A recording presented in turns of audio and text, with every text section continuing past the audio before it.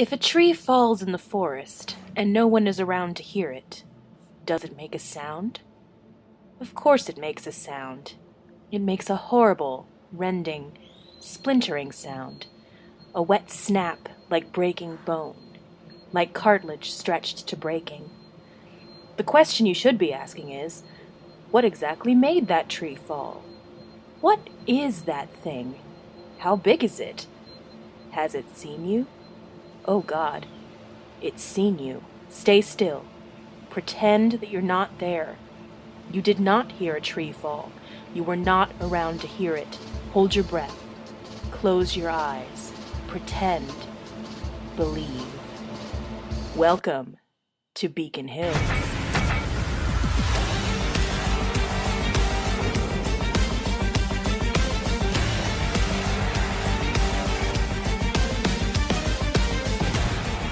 It's another beautiful night here in Beacon County, and you're listening to Full Moon Radio from Beacon Hills Community Media. We're here to bring you the latest news, traffic, information, and body count updates. So let's get right to it. The horrible string of murders which have plagued our fair city have yet to end. Last night, Sheriff's Deputy Tara Graham was found dead outside Beacon Hills High School. And the school has suffered yet another loss this afternoon, as my sources tell me that history teacher Oliver Westover has disappeared from his classroom under suspicious circumstances. Is he the next victim of Beacon Hills resident strangler? And will chemistry teacher Adrian Harris ever be found? This makes 6 incidents of death and disappearance among the school's students and faculty in recent months, and many more in the last year. Not to mention all the other strange goings-on. Earlier this school year, as you may recall, an entire flock of birds flew a kamikaze mission straight through the windows of Ms. Blake's English classroom. Then there was the copious blood spatter discovered in the school boiler room by Mr. Hollywell. The sheriff's department still has no leads on that particular mystery, but they also tell me that massive pools of blood are not, just on their own, actually a crime. Maybe somebody just spilled it? They suggested, when prompted for a statement. You know, like sometimes you're just walking along, carrying a cup of deliciously fresh coffee, and you just trip for whatever reason and the coffee goes everywhere. Maybe it was like that, but with blood. Now, it's been a while since I myself was a student at good old BHHS, and things have certainly changed since my day. Why, we only had 3 or 4 gruesome unexplained student murders per school year, on average. But let's be honest, it's just not that great a school. Kids have enough problems these days, what with homework, societal pressures, cyberbullying, and the strange hooded figures who sometimes appear outside their windows at night, attempting to steal them from their beds. I'm just saying, students and parents of Beacon Hills High, maybe you ought to consider homeschooling. Speaking of the horrible murders of members of the school faculty, student body, and staff, let's move on to the community calendar. First up, a reminder that tonight in the high school auditorium there will be a concert in remembrance of the students and teachers who've lost their lives this year. All things considered, they might end up having to make this a quarterly event, just to keep up. If you decide to attend, please be aware that a future memorial concert may be held in your honor.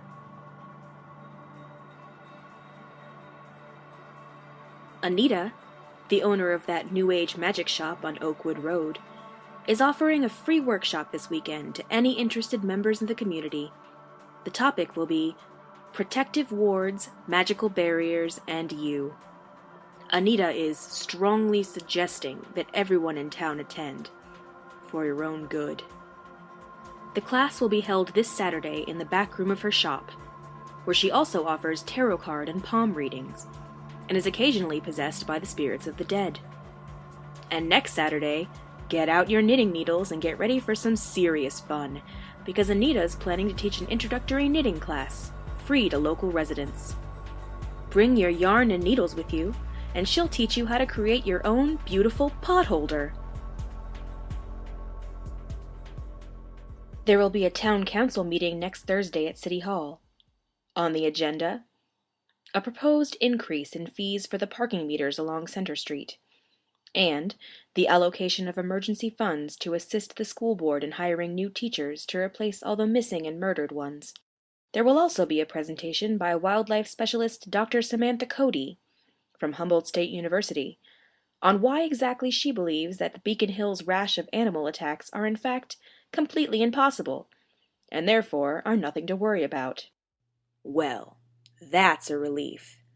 Also, I'm sure we can expect Old Man Huxley to deliver his usual carefully timed 3-minute speech on these kids today and their music and their strange occult rituals. It's always a crowd pleaser. That's this week's community calendar. And now, a message from our sponsor. You are cold. You are so very cold. All around you is a deep, blue-tinged darkness. You are in the water, and there is no way out. You can hardly feel your legs, but you know that they are kicking, frantically, uncoordinated, trying to push you toward the surface and air, but there is no air. There is only a solid sheet of ice above you, clear as glass, but impervious to the blows of your fists as you hammer against it, again and again, your hands bleeding clouds of red into the water, your desperately held breath bubbling from between your lips with the force of your exertion.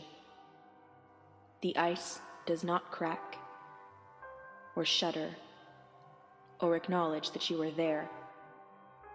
You do not understand how you have come to be in this lake, beneath the ice, but you understand that you are going to die. There is a stranger on the other side of the ice, out in the air, breathing clouds of frost. It is the most beautiful stranger you have ever seen, and they are bending to see you, mouthing words you cannot hear, expression pained and frantic. Your heart shudders in your chest from the fear, the lack of oxygen, the nearness of that stranger's face to your own, and also the impossible distance between you. There is nothing you want more, in this moment you are dying, than to reach through the ice and touch that face, to kiss those lips, but you can't. You are drowning, and also, your breath is not very fresh. You can't hold off any longer. You breathe in. The water is so very cold, and it tingles in your mouth, your throat, your lungs. You choke on it. But it is also refreshing, like ice and mountaintops. Such a powerful cooling sensation. Exactly like a crisp, cool Icebreaker's mint. Icebreakers, the only mints with flavor crystals, so you can see the great taste. You'll feel it too, in your lungs, and remember what it is like to drown in the winter.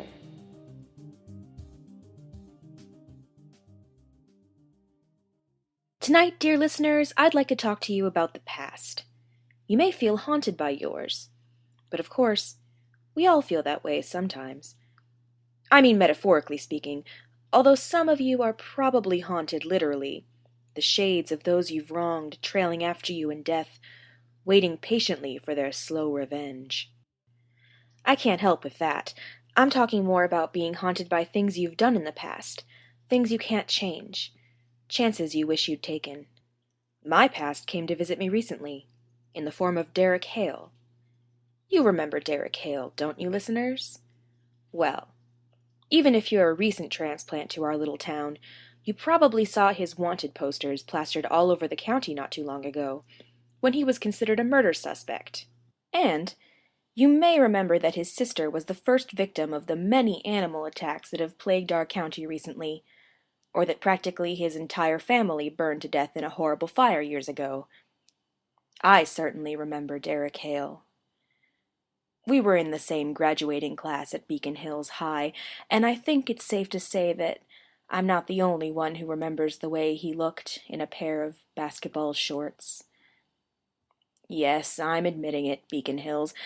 I had a huge, heartbreaking crush on Derek Hale. Who wouldn't? But it's not like I ever said anything about it. Well, I got another chance last week when I just happened to run into him.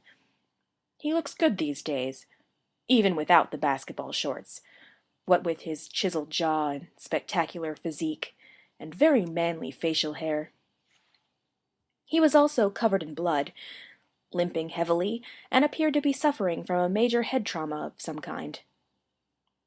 I ran into him just down the road from the high school, where we just happened to both be waiting to cross the street at the same intersection. We just stood there in silence for a moment, and I thought, this is my chance. I'm a grown-up now.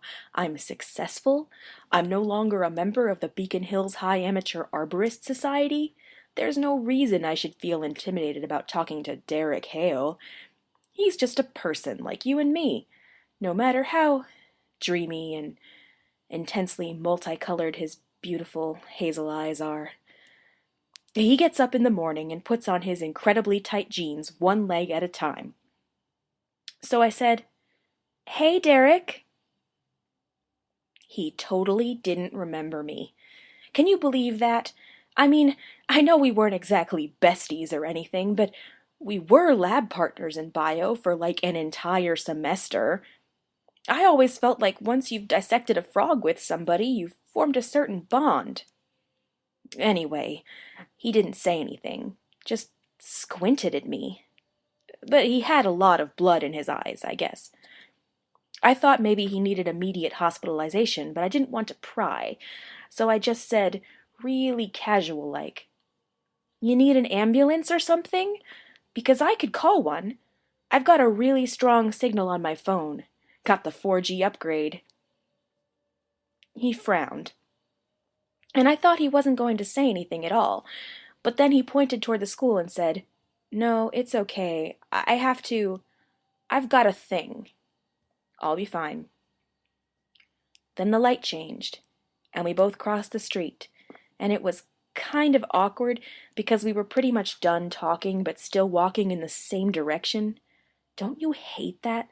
Anyway, he staggered off toward the school parking lot, and I went on my way, thinking about how unfair it is that anyone's hair can look that good when it's all spiked up with blood and... Hold on. This just in. Intern Harley, who as you know has been working here at the station as part of a work-study project with the Beacon Hills High AV Club, has just sent me a text from the high school auditorium, where she's attending the memorial concert. Harley reports that the concert's musical director has selected a program for the evening consisting of some kind of ominous chanting, like something out of The Omen. Harley tells me that the orchestra almost appears to be possessed. And all I have to say to that is that they should have taken Anita's free workshop on spiritual possessions last summer. Possession is no laughing matter, listeners. It affects not just you, but the people who love you most, and everyone around you. Like wearing a seatbelt, warding yourself against spiritual possession is just common sense. I'm going to attempt to get Harley on the phone now, and see what I can discover about the goings-on at the memorial concert. In the meantime, I bring you the weather. They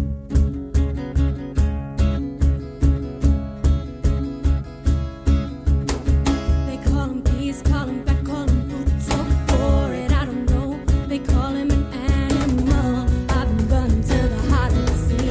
They found me in the gutter, if you know what I mean.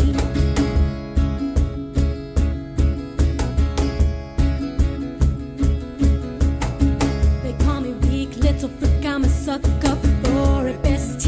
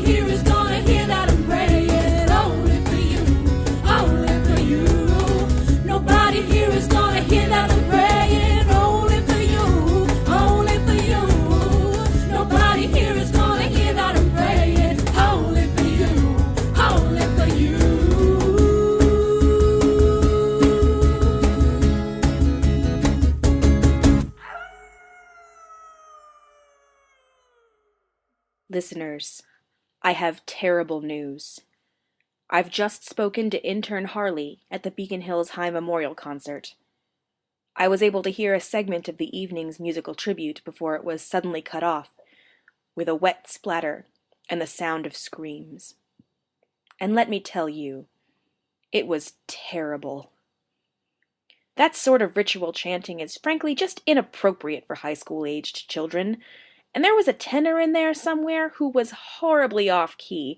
Also, I'm told that Beacon Hills High has lost yet another teacher, and in fact has now lost its entire music department, as the school's only remaining music teacher has now suffered a bloody public death by piano in front of a horrified crowd of concert-goers.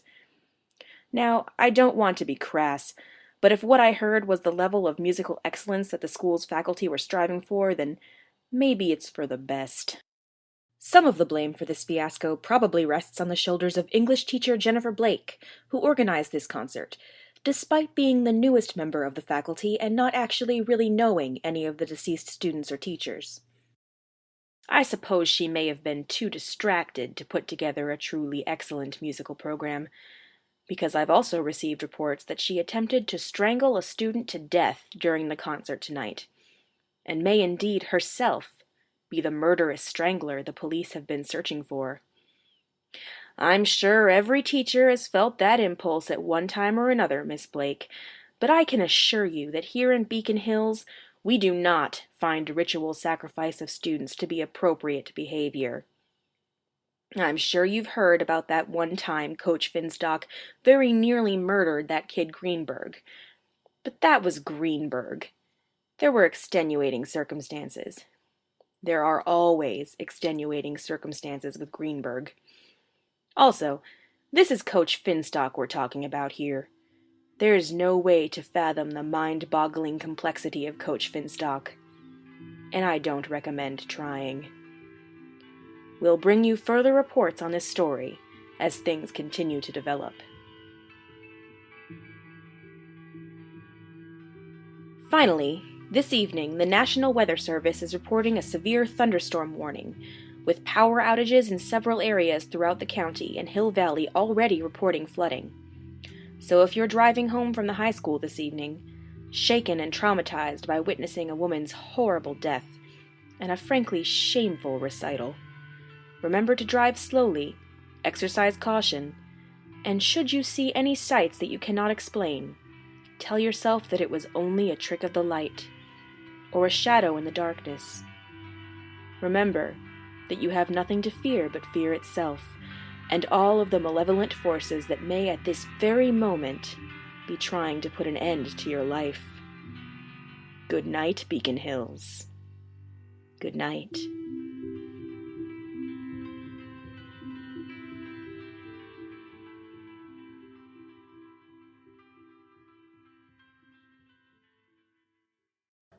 Full Moon Radio is an homage to both MTV's Teen Wolf and Welcome to Night Vale by Commonplace Books. It is written and created by Tumblr user Agent Otter and read and produced by Tumblr user Half Visbin. Background music is borrowed from Disparition and may be downloaded at disparition.info. Additional music credits to Dead Man's Bones and Dino Menigan. The weather tonight was Howling at the Moon by Shenanigram. To find out more and shower them with creepily effusive praise, check out soundcloud.com/shenanigram or follow them on Facebook and Twitter. Today's proverb: the eyes are the windows to the soul, the welcome mat to the mind, and the sliding doors to Peter Hale's silliest monologues.